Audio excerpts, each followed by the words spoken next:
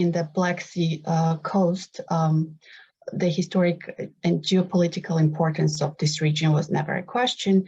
Yet often it was hard to bring this point home to the US legislators. Even after the annexation of Crimea in 2014, the issue has not fully come to the forefront of their attention.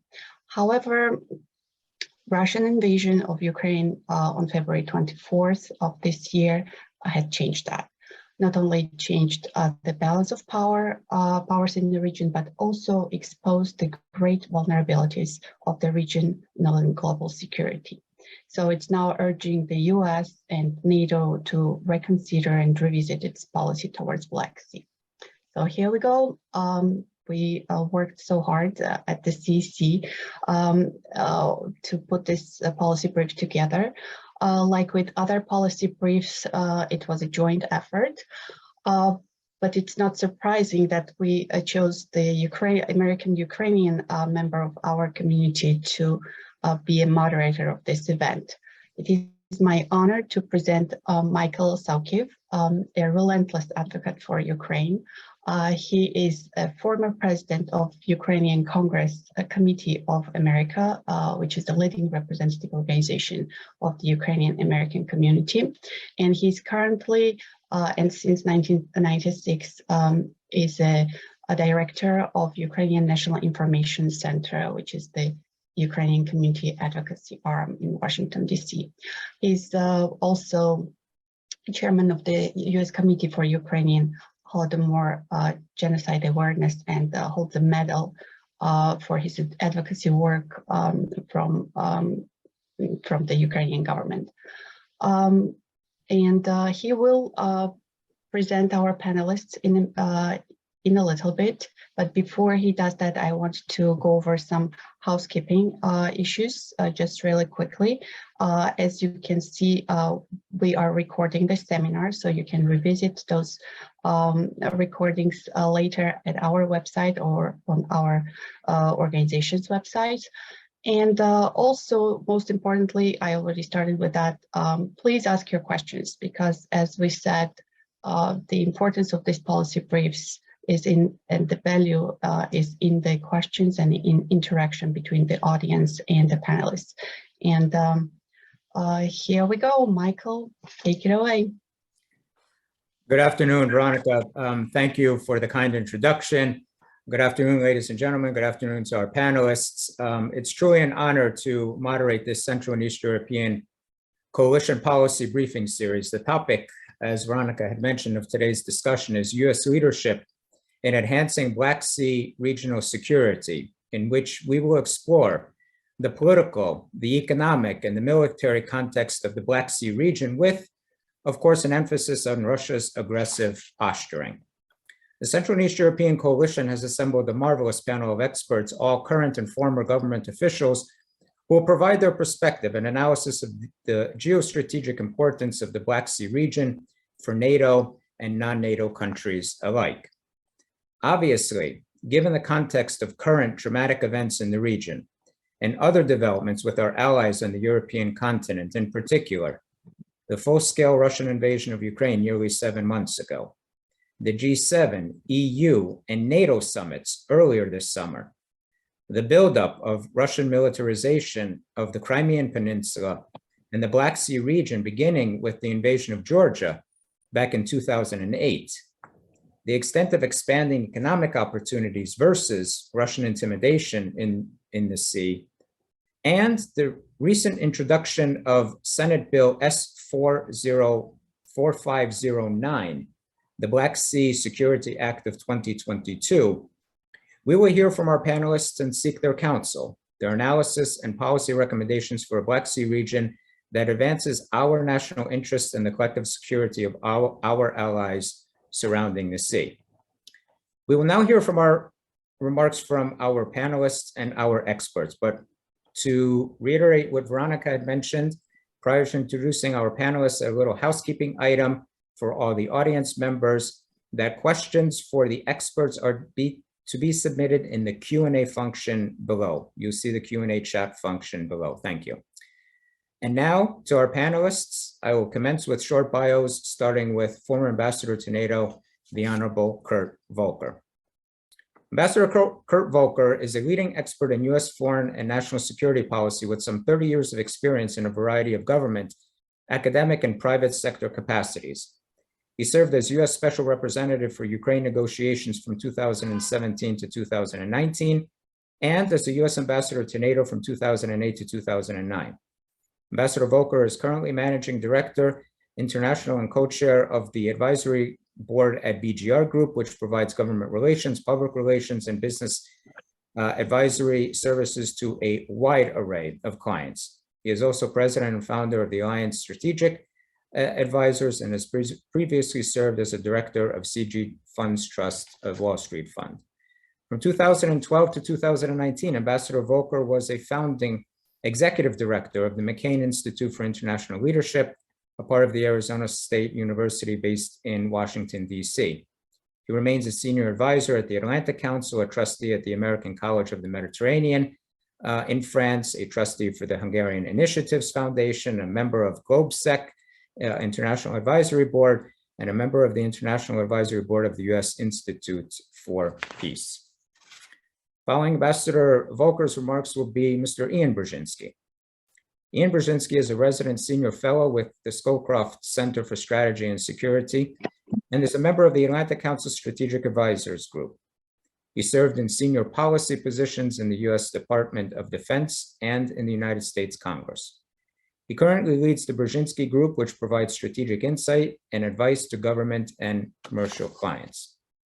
Ian served as a volunteer in Ukraine in 1993 to 1994, advising the Ukrainian National Security Council, Foreign Ministry, Defense Ministry, and Parliament. He served as a member of the policy planning staff of the Defense Department, a consultant to the Center for Naval Analysis, and a support analyst information assistant at the National Security Council. He also worked for 5 years as a principal for Booz Allen, providing policy and technical support for U.S. combatant combats. And batting cleanup will be Michael Cecire, who joined the U.S. Commission for Security and Cooperation in Europe, where he focuses on South Caucasus and the Black Sea regional affairs as a senior policy advisor since 2021. Previously, he was an analyst at the Congressional Research Service. Before that, he served as a policy advisor, strategic researcher, and Eurasia regional analyst, supporting the Department of Defense and other United States government agencies. Michael has also served as an international security fellow at New America, a non-resident fellow at the Foreign Policy Research Institute, and a visiting scholar at Columbia University's Harriman Institute. He holds degrees from University of Pennsylvania and the Virginia Commonwealth University. So with those illustrious introductions of our truly dynamic speakers and experts, I would now ask Ambassador Volker to begin this dialogue and conversation with a few opening remarks. Mr. Ambassador. Well, thanks very much, Michael, and thanks for the introduction. It's great to be with everyone. And I'll just start off at the very high level, the very general level of what we're observing.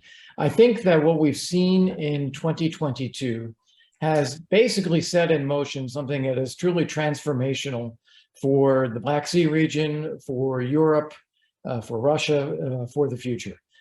We have seen Putin basically take off the mask that he's worn for, probably his whole life, but he has now come out very clearly with a imperialist and genocidal ideology, rejecting the legitimacy of neighboring people, the Ukrainians, claiming a right for Russia to take their territory and maintain that.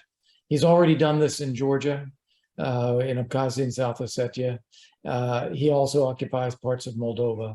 But we now have, no room for any further doubt or hesitation about the kind of ideological and military threat that Russia presents. And this sort of ideological aggression is exactly the same thing that gave us World War II. It's what Hitler represented, it's what Mussolini represented, it is now what Russia represents in Europe, meaning it is a threat to world, certainly European security, and I would argue global security. To have someone who is willing to act on these genocidal impulses the way that he does. This means that we can no longer be in a situation where we tolerate Russia's behavior. Since 2008, we've tolerated Russia's occupation of parts of Georgia. We've tolerated their recognition of those two provinces as independent states. We tolerated their aggression in Ukraine, their occupation of Crimea, their occupation of parts of Donbass. And we all hope that somehow, okay, we would work things out with Russia someday. But that is no longer the case. We are in a situation now where Russia must be defeated. And the good news is that the Ukrainians are willing to do the job. They are quite capable, they are quite determined, they're defending their homeland, and their message to us is, give us the weapons, we'll do the fighting. And that's exactly what's happening now, and it's working. But at the end of all this, we have to see certain things. We first off, we have to see a Russia that agrees to and is required to live within its borders. This is something we've not really insisted on since Russia's independence, but now we must. That Russia has to live within its borders. And if they don't, they will be subject to sanctions and to military pushback to make sure that they are not abusing the rights of their neighbors in the future. We also need to make sure that Europe closes these gray zones. The fact that Finland and Sweden are joining NATO is very clear evidence that the strongest neutral countries in Europe don't feel it's safe to be neutral anymore with this kind of authoritarian aggression going on around them. So if Finland and Sweden can't be neutral, there's no reason to suggest that Georgia or Ukraine or Moldova should remain neutral as well or not be a part of NATO. Likewise, the European Union is not safe without these countries also being part of the European Union. And I would say this also applies to the gray zones in the Balkans. We have a problem with Serbia, which acts in some ways like Russia in the Balkans. We have countries like Montenegro that are being destabilized by this. We have countries like Bosnia that have never really found their footing after gaining independence. We have countries like Kosovo that are denied a right of existence by Serbia and by some members of the European Union. All of these things now have to be rethought and revised. Europe will never be secure as long as Putin is in power and the ideology that he represents is active and a threat to any countries in Europe because it threatens all countries in Europe. I don't believe that Putin actually survives this war. I think he has committed himself to a military course of action to destroy Ukraine and add parts of Ukraine to Russia. And I don't think he has the ability to succeed at this. Militarily, I think the Russian forces will be defeated by Ukraine with significant Western assistance. And I don't think Putin can handle that and stay in power at the same time. This means there will be some form of substantial change within Russia. And I don't think we should be afraid of that because the Russia that we have now is bad enough as it is. And this has to be stopped, and we have to actually get back to insisting on a sense of European security order, which Russia has fundamentally violated. So I think those are the big picture changes. It leads to a little bit of a renewed role for America in Europe, a little bit more American leadership again. I think the Biden administration should get credit for everything it's done, even though I think it could do more. And I think that without that, Ukraine would not have survived. But we still have to give Ukraine more support. And this is opening the door for the first time in 32 years since 1989, 33 years since 1989. It's opening the door to the first time for EU membership, candidate status for Ukraine, Moldova, Georgia. It's opening the door again for NATO. And I think this is leading to a fundamental rewriting of the security landscape in Europe. Ambassador, thank you. You gave us a great overview, a strategic, comprehensive review of where we are right now and looking at it in terms of what we need to do yet in the future, being mindful, obviously, of Putin himself. With that, I'd like to ask Ian Brzezinski for his opening remarks and comments as well. Great. Thank you, Michael. Can you hear me? Yes. Great. Well, Michael, thank you for all you do for Ukraine and Ukrainian relationships. It's been great to be working with you on that dimension of U.S. policy for so many years. And Veronica, and we thank you and CEEC for keeping Central and Eastern Europe on the forefront of Washington's perspective, particularly when we talk about transatlantic security. And Kurt, it's always great to be on a panel with you. And Michael, pleasure to meet. Let me start at the 50,000 foot level and just address one issue, since Michael, you asked me to talk about the military side, but if we're going to be making military commitments to the Black Sea, it might be useful to review why is this region important to us. Absolutely. And it's pretty clear, but risk of stating the obvious. This is an important geopolitical region within the transatlantic community and within Europe. It is the crossroads that links Europe and the Middle East and Asia. It is an important sea line of communication, the Black Sea, traversed each day by hundreds of ships transporting goods and people. There are numerous telecommunication lines and energy pipelines in this region. It's the major export route for strategic commodities from Eurasia, oil and gas, not just Russia's, but also that of the Caucasus and Central Asia. It's Russia's only warm water port. It's Moscow's most important access to the Mediterranean Sea in the Middle East. It's a region that features some of Europe's fastest growing economies. And the most important part for me as a person who really believes in NATO, this is a region of 6 countries. 6 countries surround the Black Sea, and 3 of them NATO allies, Bulgaria, Romania, and Turkey, and 2 of them NATO partners, and should, as Kurt pointed out, become NATO members, Ukraine and Georgia. And Turkey and Romania host NATO's missile defense system that protects both Europe and the United States. For those who used to follow what we were doing, what the alliance was doing in Afghanistan, there was one time when Turkey, Georgia, Ukraine, Romania, and Bulgaria accounted for 1/3 the military forces deployed to Afghanistan under the NATO Resolute Support Mission. So these are good allies. And then bottom line, as Kurt was pointing out, Russia's aggressions in the Black Sea region has made this region the center point in the battle between authoritarianism and democracy. It is the frontline defense now against the ongoing assault on the international rules-based order.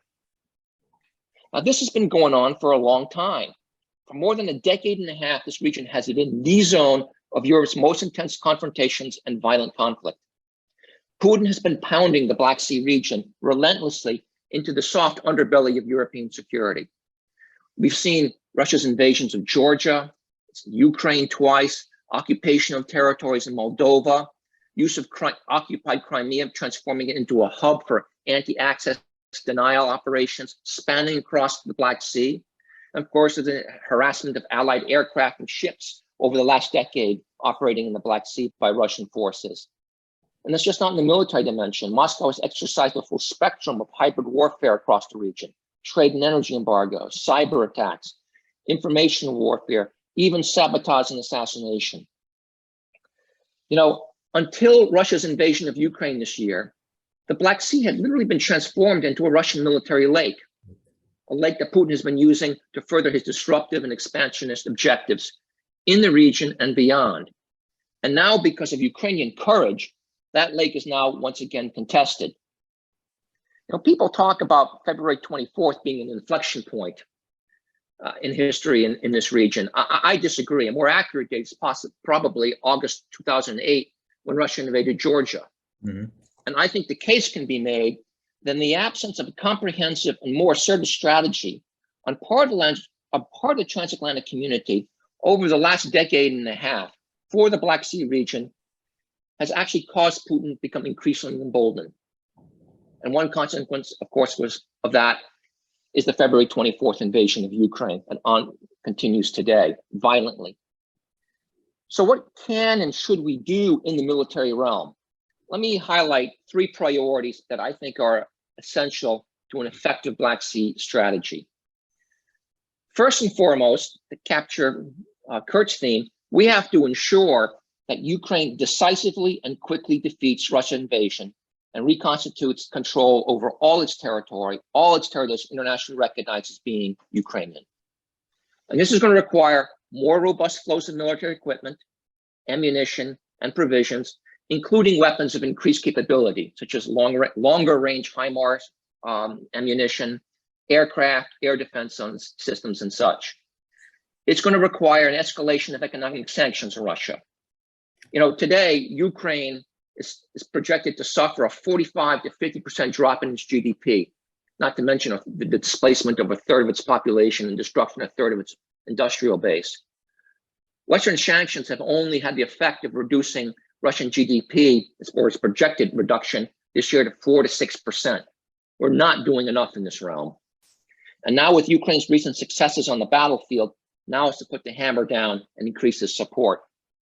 The fact is that until Ukraine emerges fully successful from this war, the Black Sea region will remain a region of dangerous volatility driven by Putin's revanchism. Second, we need to ensure that the NATO decisions at its recent Madrid summit, the one last June, to reinforce the alliance's eastern frontiers are expeditiously and credibly implemented. Not 1 inch was the theme of that summit. President Biden, even the NATO communique, used the phrase, not 1 inch will be given up to any aggression, Russian aggression. And toward that end, NATO made a number of decisions to reinforce its eastern frontier. That included a decision to deploy battle groups to Romania and Bulgaria. These should be brigade-size elements, and they should be permanently deployed, or at least should be heel-to-toe deployments, that is, no break. Because if the deployment is really just a structure to enable the surge of a brigade-level force during an exercise or during a crisis, that is not a shift to toward the forward defense that is inferred from defending every inch of NATO territory. The headquarters of those elements, at a minimum, should be permanently deployed. That would enable continuity in command. It would ensure that the lead personnel, the lead officers and NCOs in those units are fully familiar with their terrain, mission sets, and have longstanding relationships with their host countries. And these deployments should be complemented by long-range fires, air and missile defense, coastal batteries, and naval elements. And these deployments need to be made rapidly. We don't want the mistake we did in 2014 after the initial invasion of Ukraine, where it took 3 years to deploy elements. That was just not credible. Another major decision was to increase the NATO response force, something that Kurt and I worked on way back when it was established, to increase this force from 45,000 personnel to 300,000. This is important because the NATO response force will be the backbone of the forward defense of NATO's eastern frontiers.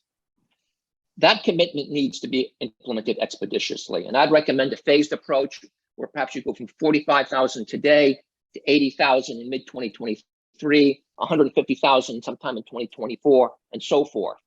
And with each phase, there ought to be a full-scale exercise, perhaps starting in the Black Sea region. One thing that's concerned me is being involved at the founding of this NATO response force. It's never had a full-scale exercise. Let's make that happen. And it ought to be complemented by pre-positioning of equipment in Bulgaria and Romania. I think it would also be useful for NATO to establish an intelligence fusion center in the region to enhance the alliance's situational awareness across the entire Black Sea. Third, an effective deterrent and defense strategy for the Black Sea region and for Europe writ large requires a clear path for Georgia and Ukraine to NATO membership. And NATO enlargement has been one of the great success stories of post-Cold War Europe, where NATO membership has been granted, peace and security has been strengthened. And that success is in stark contrast to the alliance's hesitancy regarding Ukraine and Georgia's request for membership. 3 invasions testify to that. Responding affirmatively and unequivocally to transatlantic aspirations of Georgia and Ukraine is essential to enduring peace and stability in the Black Sea. Let me close just by emphasizing much is at stake in the Black Sea region. This includes the security of some of our closest allies and partners, as well as the future of the international rules-based order, which today in the Black Sea region is under sustained attack. Thanks. Ian, just like your predecessor, Kurt, you gave us a wealth of information there. I've taken a lot of copious notes, and there'll be a lot of follow-up questions for me in particular. So thank you for that. Michael, batting cleanup, please. Looking forward to your comments as well. Tough act to follow, but I appreciate it. Good everyone afternoon, and thank you, Michael, for that kind introduction earlier. It is wonderful to be included here, and particularly among such distinguished company in attendance. Thanks to the Central and East European Coalition and its members for organizing what is a very timely and important event. I am grateful for the opportunity to speak with you all. There's no question in my mind about the importance of this conversation. And I'm going to speak from my perspective in government, albeit from our unique perch here at the US Helsinki Commission. The Black Sea today, the Black Sea region, I would say can be described as the epicenter for a defining and perhaps epochal struggle between an imperial authoritarian Russia and the forces of liberalism and democracy. In Ukraine, we've seen the standard bearer in this critical contest, and their recent successes are purely a testament to their powerful resilience, determination, and their courage. I am proud of what Congress, the United States, and the West has done to support Ukraine so far, but there is no question to me that their victory is theirs alone, and as much as we have done, we can and should do more. That all said, the Black Sea and its security is not just about Russia's invasion of Ukraine, although that is the most important element right now, but European security as a whole and the greater cause of global peace.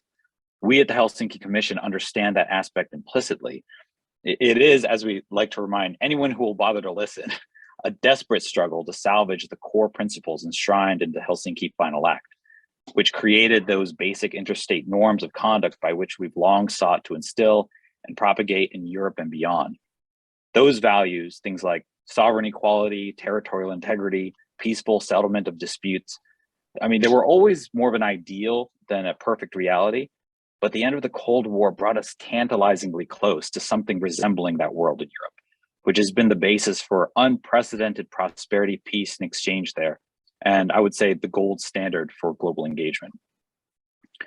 Putting that into perspective, Russia's neocolonial war on Ukraine, its soft annexation of Belarus, its occupation of Georgia, and its wider aggression in the region threatens to incinerate those principles forever and take the world back to one where which Stalin would have recognized immediately. A Europe rent in two by an iron curtain, tens of millions subjugated to Moscow's imperial whims, and the mass suppression of liberty, movement, and exchange. So that's what's at stake in the Black Sea, and I think the world, which is the primary struggle theater for this struggle. In Ukraine, principally, yes, but also nearby in Georgia and in Moldova, and in the region more broadly as Russia has sought to militarily dominate and coerce the Black Sea littoral states. The Black Sea region's importance to global security and stability was made especially clear when analysts and observers rang the alarm bells about the centrality of the Black Sea, about Black Sea grains and their safe and uninterrupted transit to global food security. Sometimes thought of as a faraway place with faraway concerns, it was perhaps poignant to see the way the Black Sea had such an immediate and urgent connection to our most basic of necessities. A similar thought could be articulated around energy. On both of those counts, and speaking of the grain export deal specifically, which was brokered in July and is largely held up, if quite imperfectly, its relative success has been a source of great relief and shepherded a concomitant reduction in global food commodity prices. But I would say that success is almost certainly also a problem for Moscow. Although the Kremlin grudgingly went along with the deal to help maintain their relationships internationally, and it's no mistake, at least in my mind, that Lavrov's visit to Africa roughly coincided with the deal's establishment, Putin has indicated in recent days that he's soured on the deal and is threatening to pull out of it. And so, as with energy, the Black Sea grain deal cuts both ways. While it has eased Russia's reputation in the global south somewhat, it has also allowed Ukraine to restart trade, for global food prices to moderate, and deprive Russia of a key source of leverage against the West. In that context, I would not be surprised to see Russia abandon that deal, yet again in a ham-fisted effort to regain the attention and leverage that came with the terrifying prospect of looming food shortages and starvation for tens of millions. Of course, by exiting the deal, Russia would threaten its carefully calibrated relationship with Turkey, with nations in Africa and the global south, and also open it to new criticism from the international community. But more broadly, what is clear by the war in Ukraine, this food crisis, the broader Russian aggression, is that US and Western attention to the Black Sea region is of paramount concern. It is the domain of interstate strategic competition right now, and will remain a key region for the preservation of the Euro-Atlantic security architecture and the strength of the US-led liberal order. As such, a concerted and concrete US Black Sea strategy is essential and overdue. The challenges there are not going away, certainly not without engagement and leadership. There are some great ideas about what that would look like, and I'm happy to talk about some of these things in the Q&A, but it is essential that such a strategy not be made on the fly, but adhere to something of a standing rubric by which our presence and commitments are made clear, enduring, and credible. And it must include genuine options for our threatened strategic partners like Ukraine and Georgia, and Moldova if they wish, to find the Euro-Atlantic integration and long-term security they so richly deserve. And on that note, I think I've gone over time a little bit already. I'll stop there, but I look forward to discussing these issues more in the Q&A. Thank you so much. Michael, thank you very much. I think all three of you have brought such a deep understanding and perspective about the region itself. Its importance in terms of the military component, its importance in terms of the economic component, but obviously the most important here is the political component. And if I can delve and taking the prerogative here as the moderator, if I can dive right into a question that all three of you basically have alluded to, that Russia must be defeated in this war. Again, the Black Sea is not just about Ukraine, we understand that, but given the context of almost 7 months of war, 8 years of war, if anything else like that, from 2014, Russia must be defeated in this particular war. Yesterday, CEPA actually had a roundtable discussion about the Black Sea as well. And participating in that particular discussion was General Ben Hodges.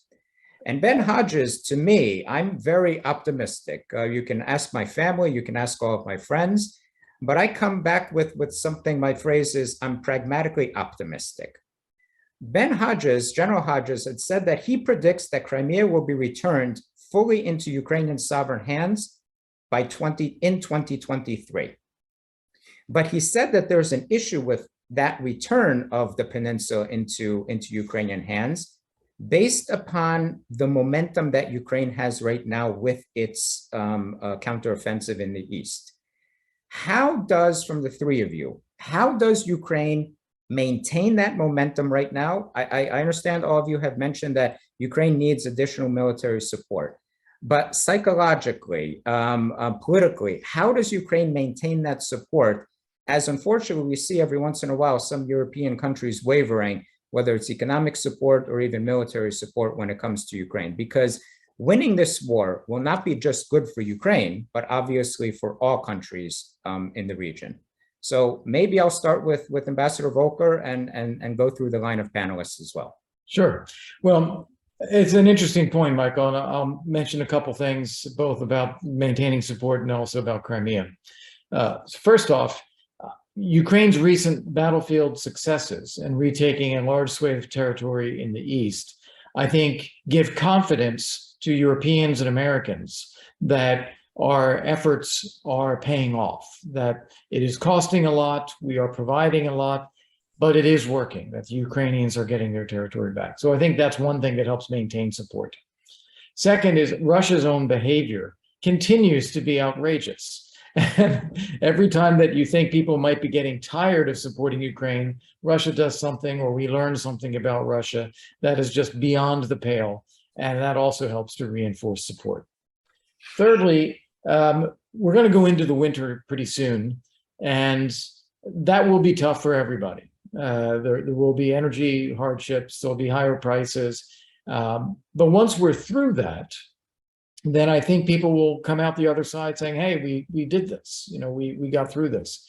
And I don't think that, with all the adjustments that people are making, trying to get rid of reliance on Russian oil and gas, it's only this winter that's really going to be that bad. By next year, it will be better. So I think that those things all point to continued support and resilience from the West, and not really falling into a syndrome of Ukraine fatigue.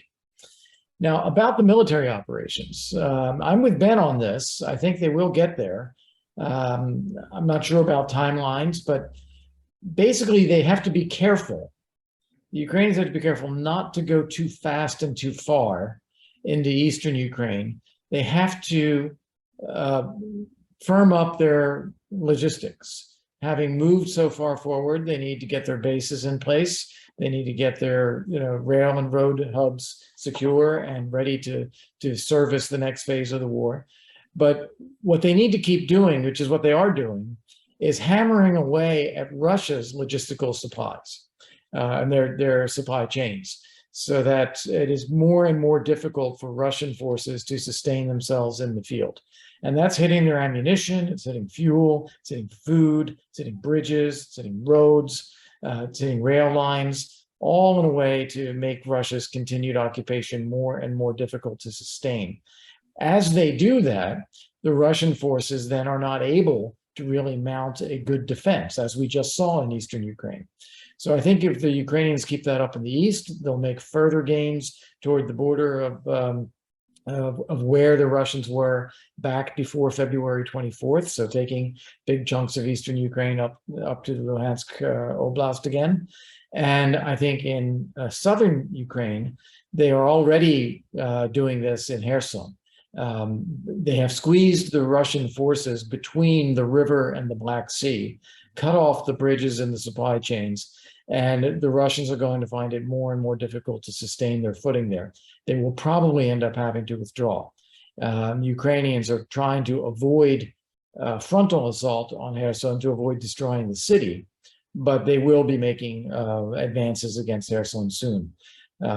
Once they do that, I think that's when you start talking about Crimea, both for security of shipping in the Black Sea, opening up the port of Odessa fully, not just for a special grain deal, but for shipping generally, for preventing the Russians from controlling southern Ukraine.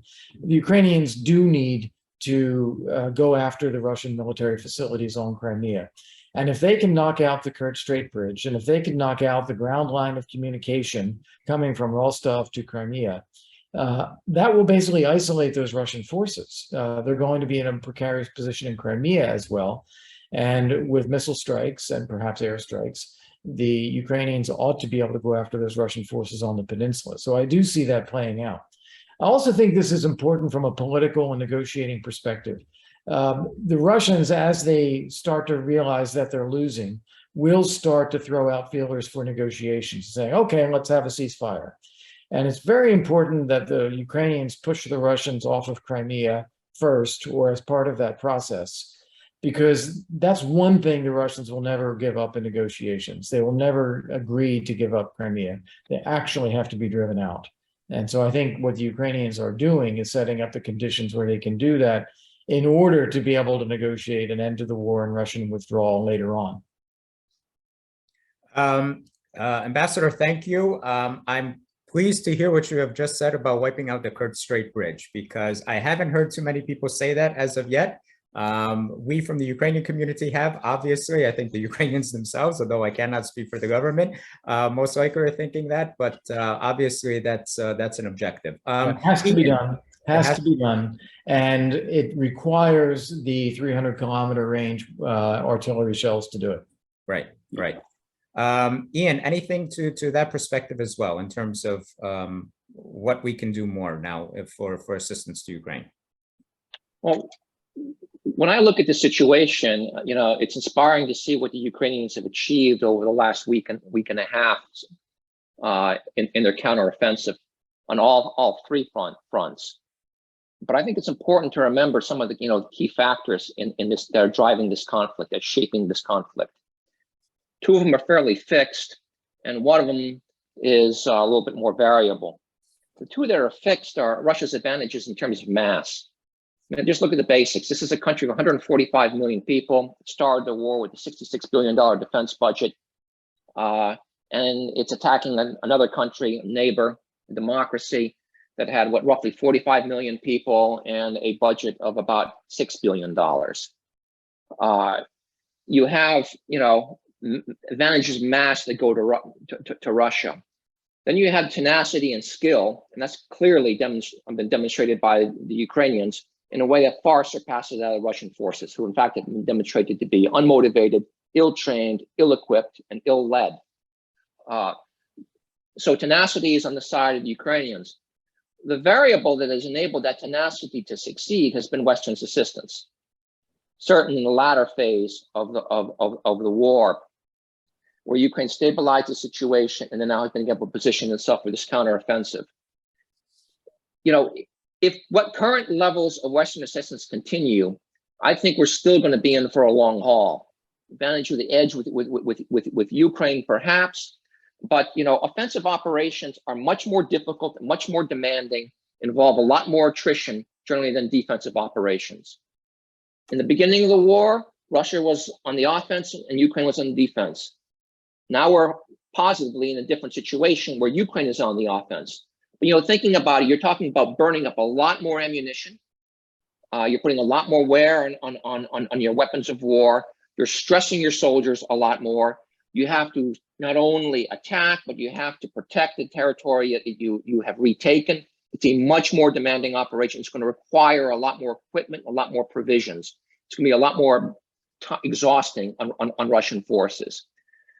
And when I look at Western assistance, you know, yes, in many ways we've done a lot. The West has done a lot, and the Biden administration has done a lot to enable Ukraine to fully leverage the tenacity and skill of its armed forces.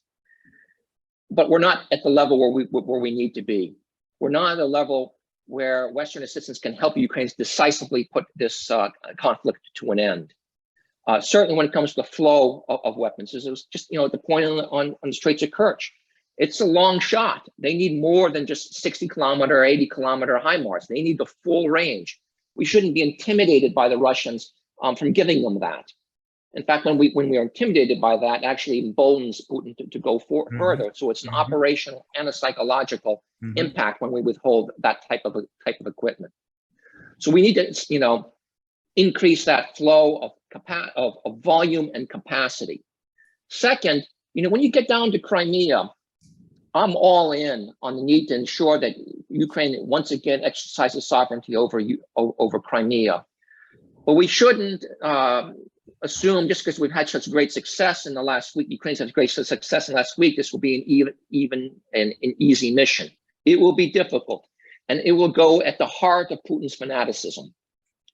And I mention that because if we're going to enable Ukraine to take back Crimea quickly and decisively, and I would argue with minimal risk, more has to be done, quote unquote, to prep the home front in Russia for this.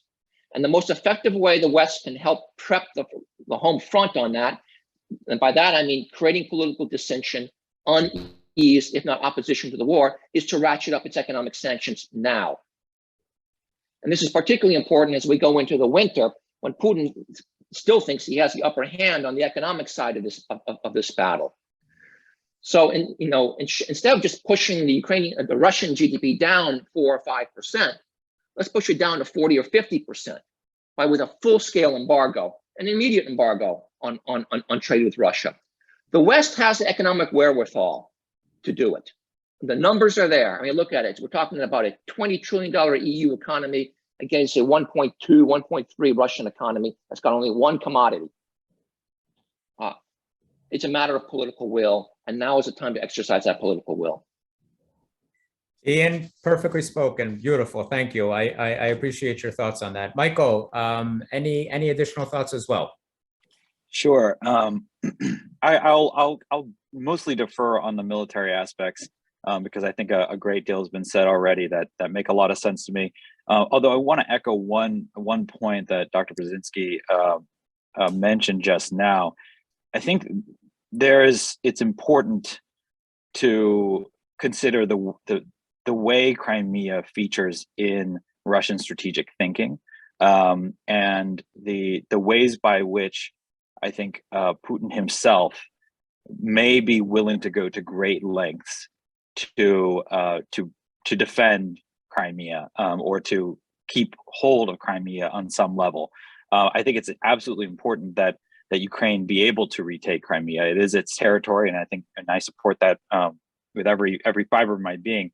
But I think from kind of a strategic cultural perspective in Moscow, Crimea is such an important part of their national security strategy. It's a very powerful part of their grand strategy.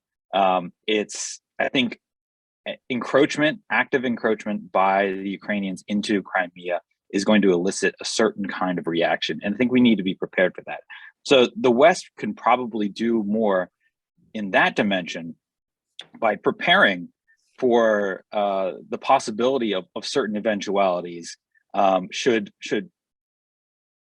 Russia, should the Kremlin decide to rattle the nuclear saber even more thoroughly than it's already done, if we start seeing incursions into Crimea by Ukrainian forces or other forms of horizontal escalation. These are things that I think are very possible, very predictable, particularly as Russia finds itself holding a weak hand or increasingly weaker hand. So I think what we can do is make it very clear to Russia that there are certain, there are very clear limits to what it can do and what we will tolerate. On I think the more broader moral side of things, I think we can also lend some great support to our Ukrainian friends by doing better to openly challenge Russia's, I would say, grotesque pretense to global standing, which still seems to be an issue of great concern to them. I think sanctions are a piece of that for sure, but I would also say it is absolutely important that the United States and our like-minded friends and allies around the world call Russian atrocities what they are in Ukraine, and that is a genocide. And I have to plug House Resolution 1205, which our co-chairman Steve Cohen introduced, and its companion Senate Resolution 713, that recognizes those atrocities as genocide. And I think having the momentum to be able to say and to call these horrific crimes what they are makes a difference. And this is a war where symbolism really does matter and really does have a moral effect on the battlefield. And we could really do our part in that way. And there are other elements as well. I mean, we at the Commission have been doing some work on decolonization, and for me, it's inseparable. The Ukraine invasion from Russia's broader legacy of subjugation and colonization in the region as well as internally. And I think we have to be able to have that conversation, continue having that conversation here in Europe and around the world, including in the global South, to really show Russia for what it is, and that is a land grabbing, strip mining, a genocide perpetrating tyrannical power that it is. Thank you, Michael. Yes, please, Ambassador. I just want to comment on one thing that Michael said, which is important. At the very beginning, he said what a central role Crimea plays in Russia's strategy, which is important because when Putin is unable to defend Crimea and may in fact lose militarily, or at least lose the military forces that are on Crimea, that will actually be one of the things that is devastating inside Russia, that he has proven his inability to do that.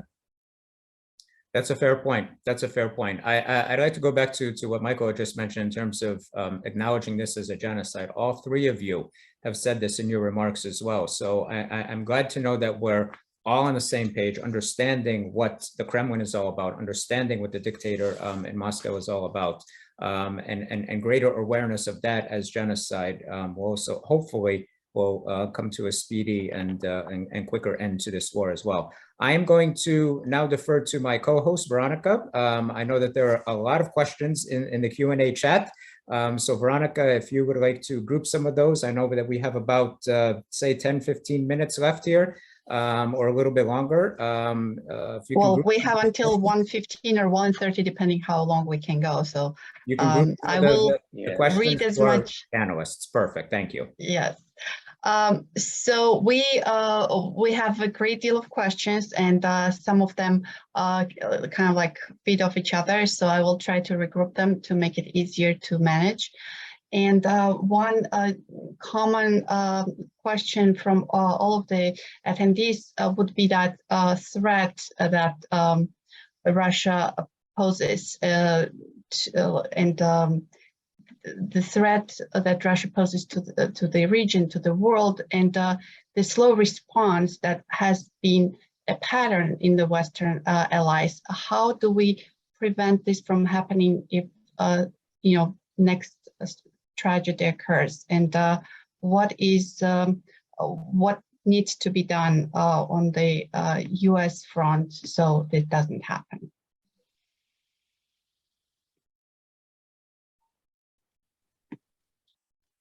Anyone would like to take that upon themselves? I'll give a shot. I just have to say, unfortunately, I will have to cut off at 1:10. I thought this was just an hour, but I can go 10 minutes and then I'm going to have to move. But on that point, I mean, I think our group has kind of articulated what needs to be done in terms of reinforcing NATO's eastern frontiers, and most importantly, taking more decisive steps to assist the Ukrainians defeat this invasion and push Russians back out of its territory. I fully agree with the question's underlying assumption is that we are where we are today, not just because of Putin's revanchist ambitions, but because of the inadequacy of our response to those ambitions and his actions. And I'm very wary of those who are saying, we're at an inflection point today, when the fact of the matter is you could even you can point Putin's activities in the Black Sea region and elsewhere all the way back to 2008 when he invaded Georgia. You could even make the argument that it dates back to his role in the Russian government as a government official and as president, and his brutal crushing of the Chechens. That was genocidal in character at minimum. And those events were followed by a sustained and escalating activity against the West: invasions, assassinations, sabotage, economic pressure, embargoes, leveraging of corruption. I mean, the list goes on. We just had a report out of $300 million being spent over the last several years of political interference, not just in Central Europe and Western Europe, but in the United States.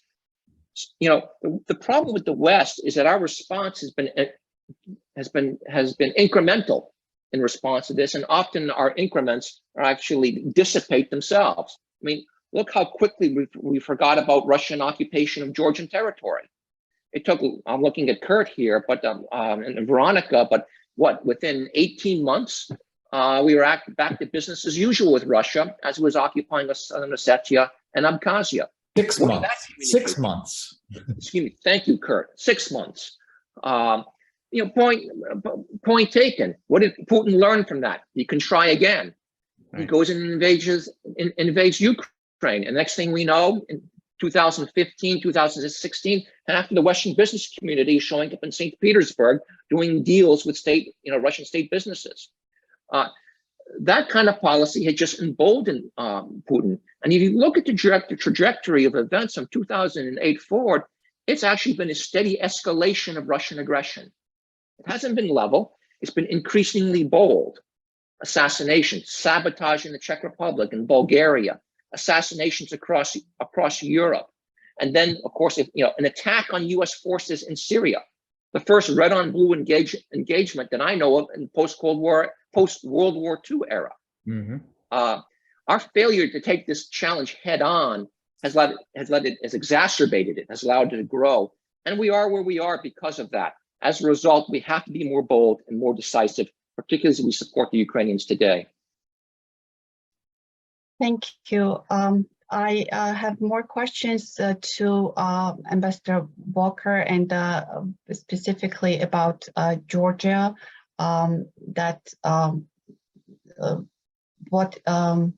they come from several of our attendees. One particular one is that Georgia has taken a somewhat ambivalent position on the war in Ukraine.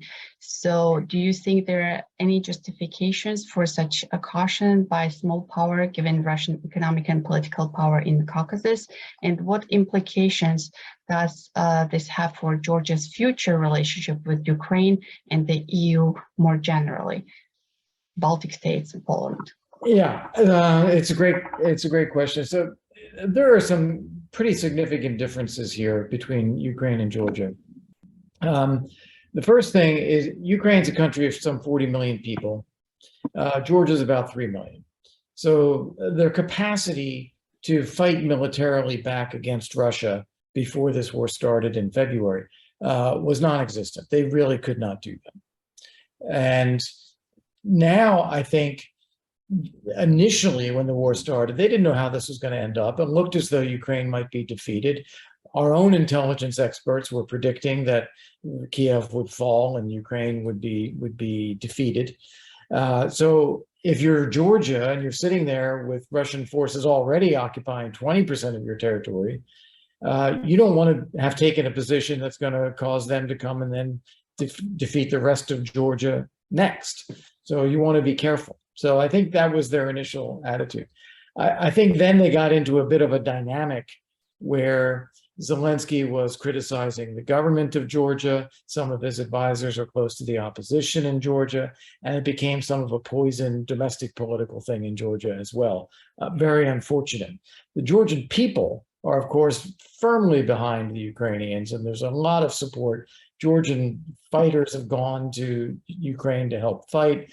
Ukrainian flags all over in Georgia, but unfortunately, the governments are on a bad footing right now. And as far as what it means, the most significant thing here is that the EU has decided to give candidate status to Ukraine and told the Georgians for the first time ever, despite reforms in the past and so forth, for the very first time, they said, okay, you can be a candidate for EU membership too. And the Georgians are now failing to work together as a high national priority to actually satisfy the EU conditions. This is something that the government and the opposition both need to do, and they need to do it together. The EU's #1 requirement of the Georgians is decrease political polarization. And so what do? They each blame the other for not doing enough, which is continuing this political polarization from both sides of the government and the opposition. And I think that is something where we in the West, we in the US, we just have to be hammering on the Georgians, both the government and the opposition. That it doesn't matter. Doesn't matter who's right or wrong. This is now an opening for the country that you cannot miss. You cannot fail to get positioned for the EU. Just put aside everything in the past, set up a task force, work together and get it done. That's all. That's the only thing that matters. To add to this question about Georgia, one of the panelists asking, does this mean Georgians, for example, will have to wait a while until US will be able to sanction Russian-backed politicians within Georgia? Do we have to expect that anytime soon? There's no basis for sanctioning politicians in Georgia, and so it's not going to happen. So the Georgians should not be waiting for some deus ex machina from abroad to solve their problems. The Georgians have to actually come to grips with their own problems. If I may, Veronica, sure. Very quickly here on that point, and Kurt, I agree with everything you've said just now about Georgia. I would also add that it occurs to me that perhaps because of the regional dynamics and the ongoing occupation of Georgian territory and just the role that Russia has played in the region for so long, I think there hasn't been a real appreciation in Georgia or real reckoning with the idea that Russia could really lose this thing and that Ukraine could win and Russia may be a severely attenuated power in not just around Ukraine, but also in the South Caucasus. And I think something we can do to really help Georgia and to really help convince our Georgian friends is to help Ukraine win and to ensure that Ukraine wins. And I think that will really demonstrate just what kind of a paper tiger that Russia is, and demonstrate that its future is reliably one that can be and should be with the West. And pairing that, I think we desperately need to have a mechanism to integrate Georgia into the Euro-Atlantic community. Not just promises of future promises, not just the idea that, someday, maybe if you do these things at the right time, at the right moment, and we're in the mood, that we'll bring you in, but an actual concrete based pathway. And I think, that will either facilitate their integration or at least be absolutely clarifying about where they want to go. And I think that's something that's long overdue.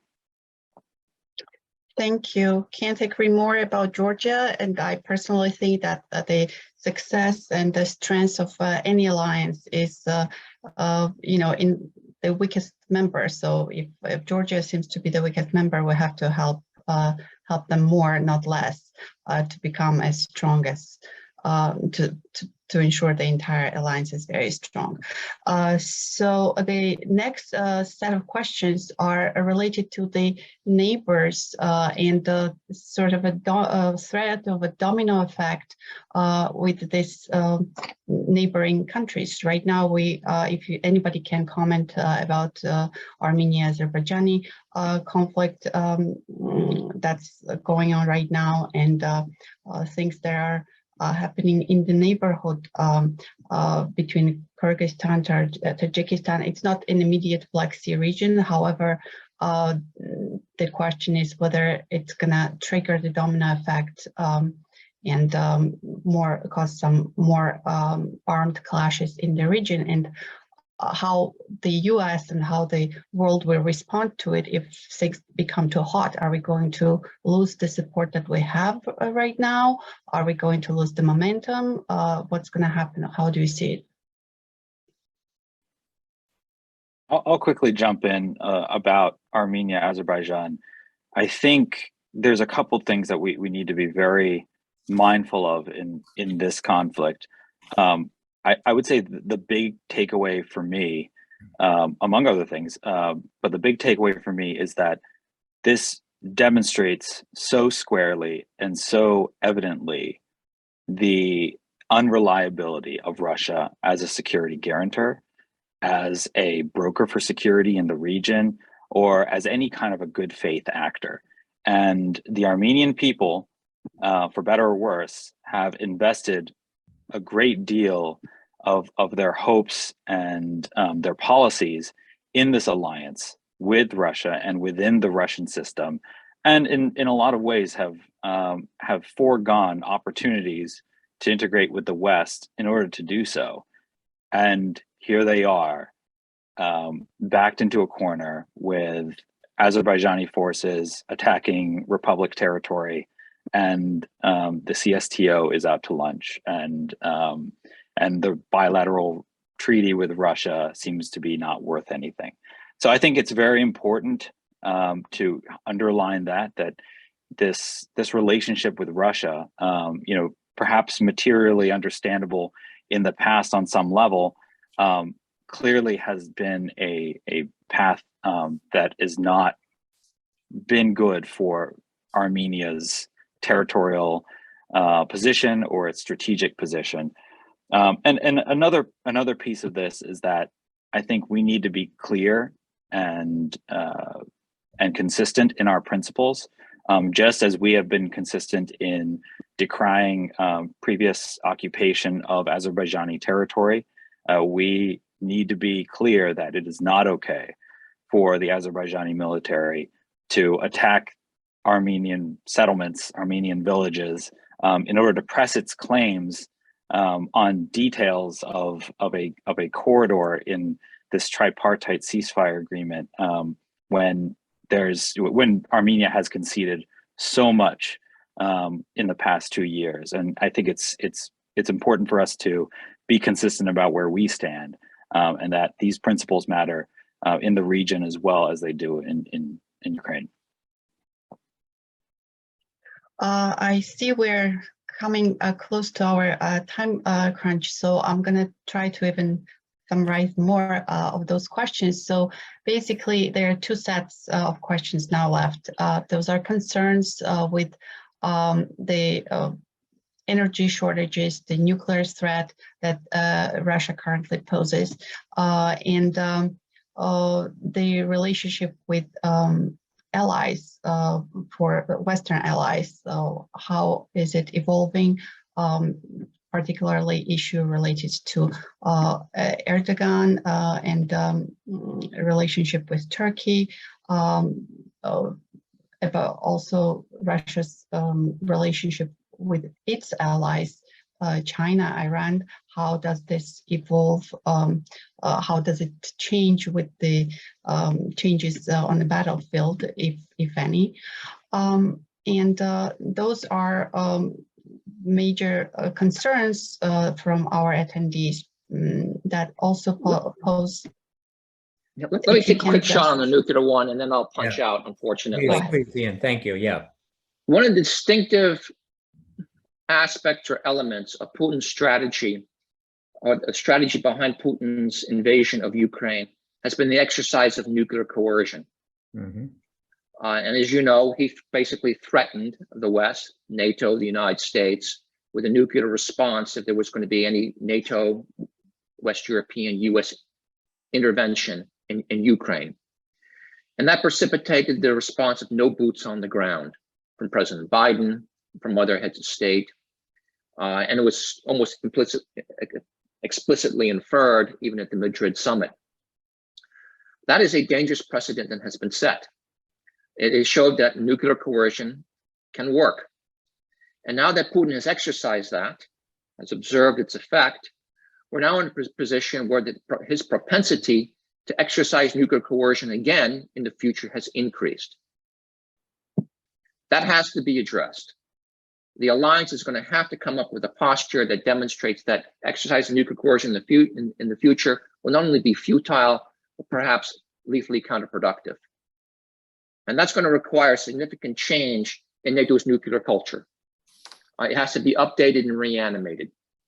And we're going to have a new and more rigorous approach to the integration of nuclear doctrine, nuclear operations into NATO defense planning, into NATO strategy, and into NATO exercises, and ultimately NATO operations. If we don't do that, unfortunately, we're going to continue down a path that Putin has opened up. And that's going to lead to a more dangerous world in the future, not just in the Euro-Atlantic region, but globally, because others are watching. And I'll leave with that. Let me thank you all for the opportunity to share some thoughts, and I'll leave you in great hands.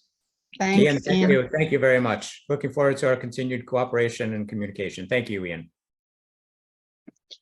Two quick points. Yeah, please. One of them is that I think that Putin, and if not Putin, certainly the military and Russian elites know that any nuclear use would be the end of the Russian military. It would destroy them. And I think they do know that. So I don't think, therefore, it's likely at all that they will use nuclear force in any way. So that's point one. Point two, they've overplayed their energy hand. Now, because they've cut off Nord Stream 1, in addition to Nord Stream 2 being done, West Europe is actually getting serious now about getting rid of Russian energy. And that is remarkable.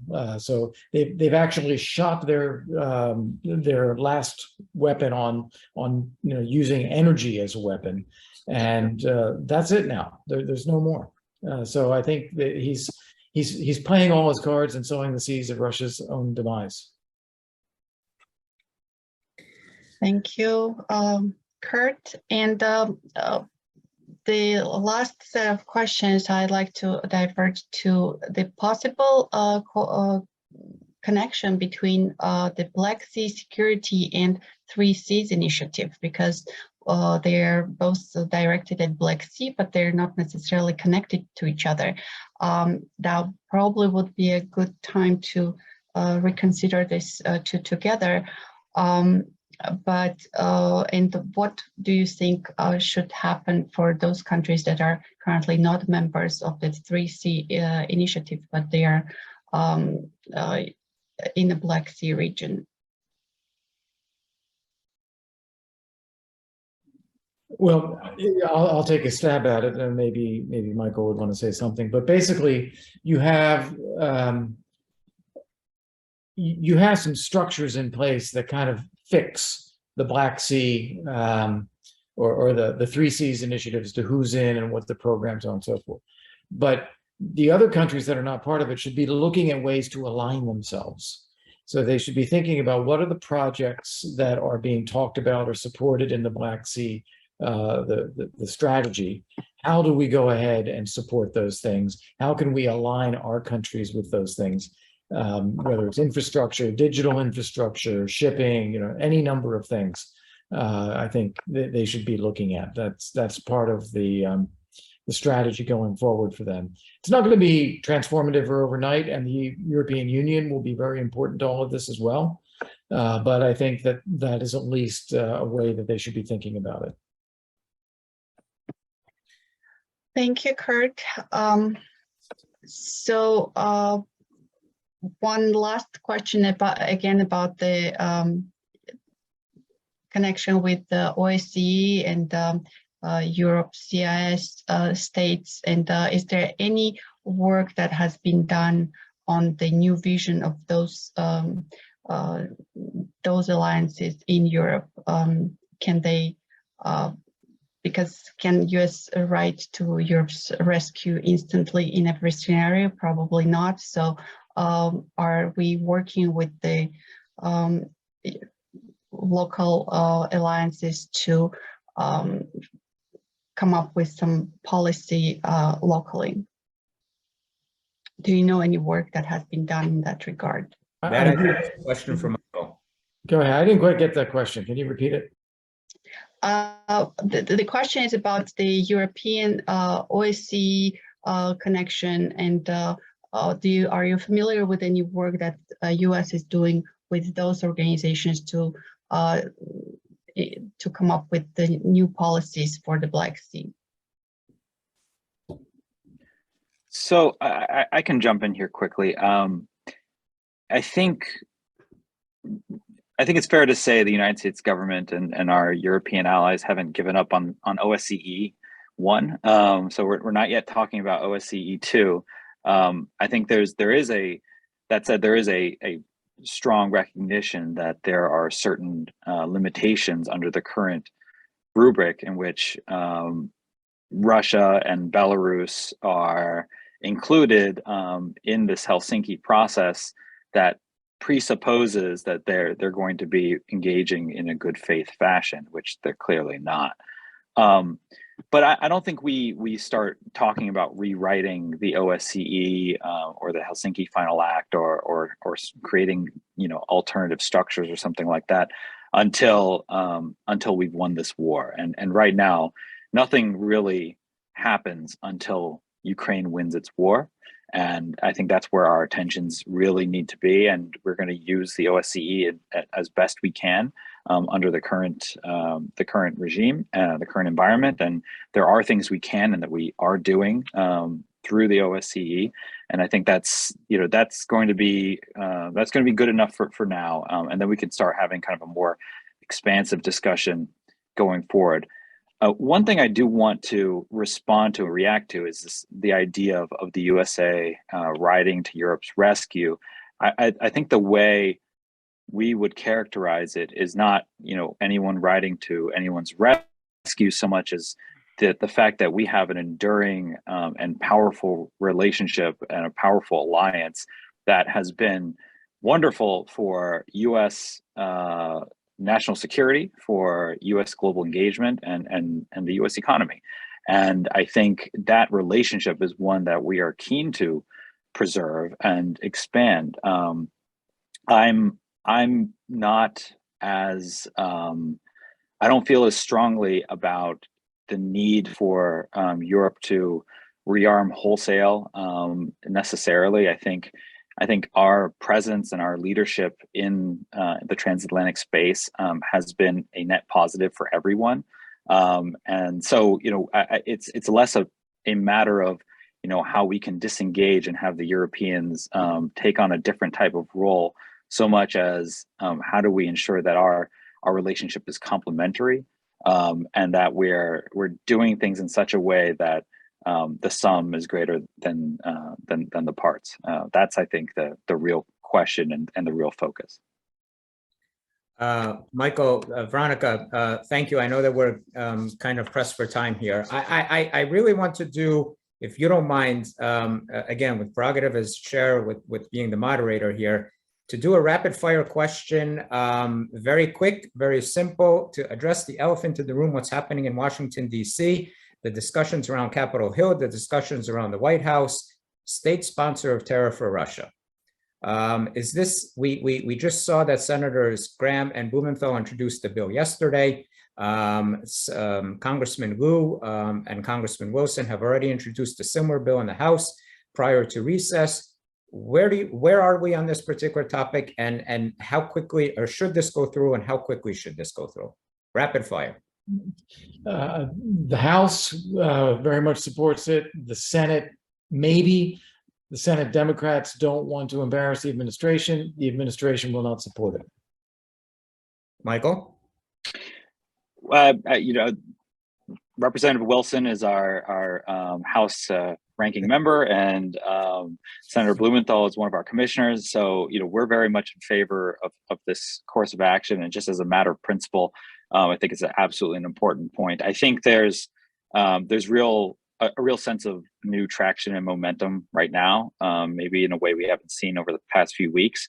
I'm not going to prognosticate on where it goes legislatively. That, you know, there be dragons, but I think in terms of, you know, what is deserving and what is correct and right, I think we certainly want to see that process move forward. And so, in terms of the administration, I understand the basis of their concerns, but ultimately we need to do more. And there's no question that Russia is a state sponsoring terrorism. So I'll leave it at that. If I can take two snippets out of your answers, I think the opportune word here is advocacy, advocacy, advocacy. Right to your congressmen, right to your senators, right to the administration. I think it behooves all of us, because Michael, what you just said, yes, we do understand that Russia is sponsoring terror in so many ways, not just in Ukraine, but throughout the world as well. So Veronica, if you don't mind, I think we're concluding here. So I'd like to thank our panelists for a truly enlightening conversation and discussion. You've given us, I think, so much food for thought, and actually a lot of homework to do as well. So thank you as well to the audience members for your participation, for your numerous questions. I think it was a truly thought-provoking type of discussion. And a big thank you to my colleagues at the Central and East European Coalition, the ones in front of the camera and behind the scenes, Veronica, Clara, Vitas, Carl, Ken, and our research assistants. So thank you very much. And with that, have a wonderful rest of the afternoon, rest of the day, and see you at our next CEEC policy briefing forum. Thanks a lot. Thank you. Thank you, Thank Michael. you. Thank you, Veronica.